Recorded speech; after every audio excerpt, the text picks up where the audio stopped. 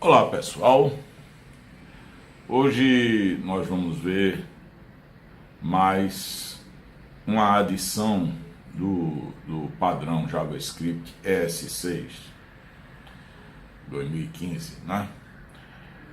Esse padrão torna muito mais simples a gente criar os nossos objetos, encapsulando as propriedades deles e seus métodos, que são as classes ES6.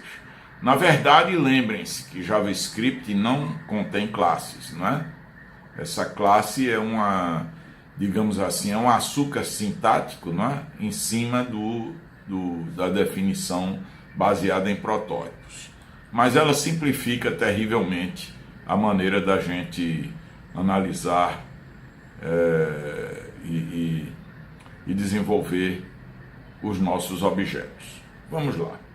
Primeiramente, vamos dar uma olhada na definição tradicional, sem usar esse keyword classe, não é? do ES6.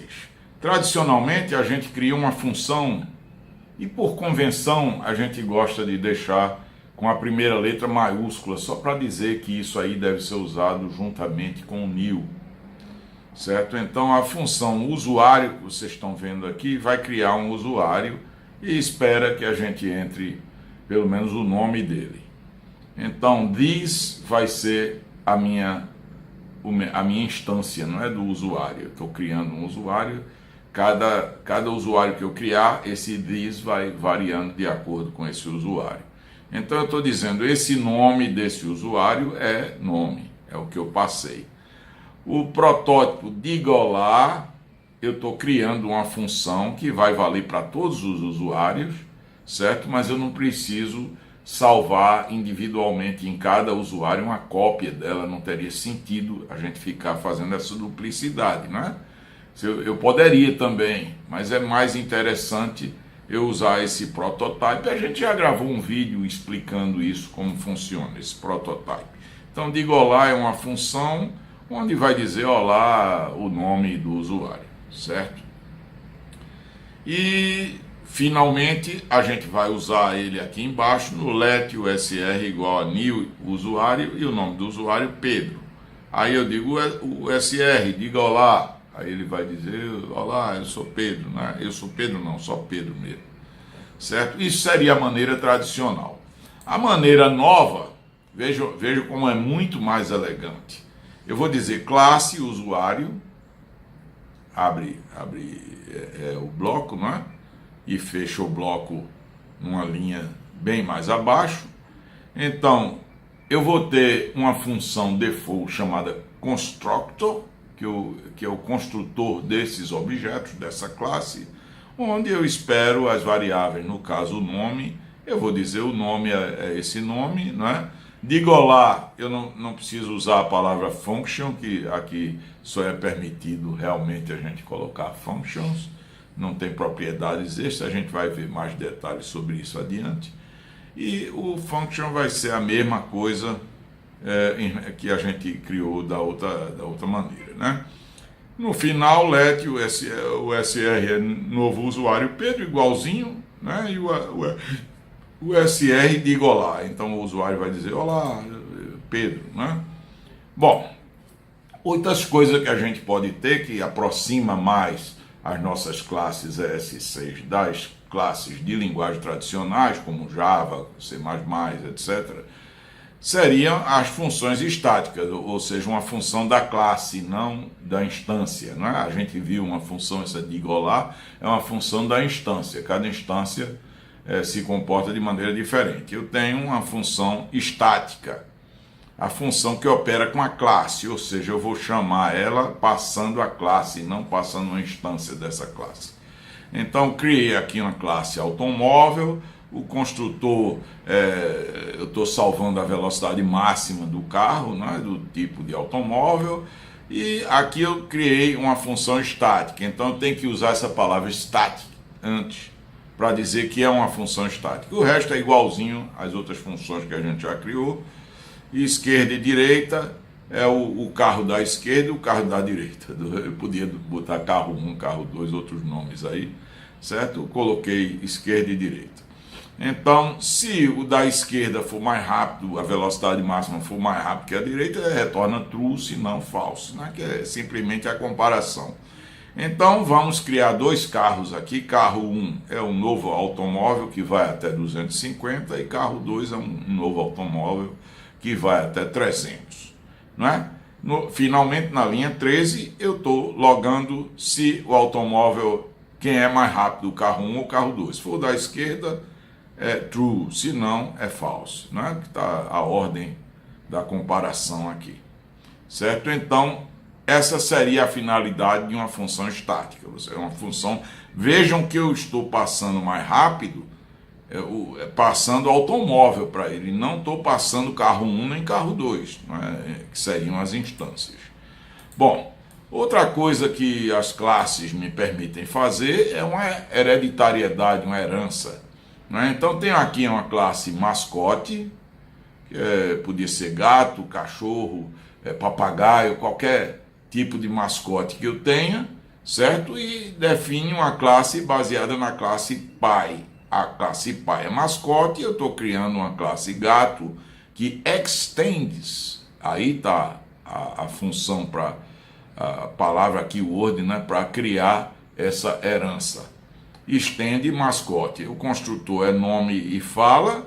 Veja que antes só tem o nome, não é? O mascote só tem nome, não tem essas duas variáveis.